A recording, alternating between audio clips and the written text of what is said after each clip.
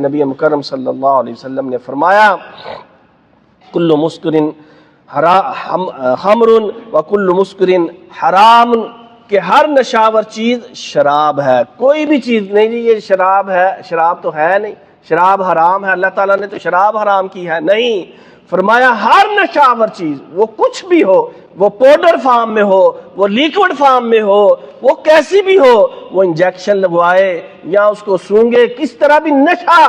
اس کو ہوتا ہے، اس کی عقل فاسد ہوتی ہے، فرمایا وہ ہر چیز شراب ہے، اور نشاور چیز جو بھی ہے فرمایا وہ حرام ہے۔ اور اس کے جب ہم اسباب دیکھتے ہیں کیوں بندہ نشہ کرتا ہے، تو اس میں سب سے پہلی چیز ایمان کی کمزوری، دوسری چیز شیطان کا اس پر غلبہ، تیسری قاتل تنہائی، اس کو بڑی تنہائی میسر ہوتی ہے، فرصت کے اوقات اور مال کی فراوانی، بری صحبت، اندھی تقلید اور خواہشات نفسانی کی پیروی، اور سب سے بڑھ کر والدین کی غفلت،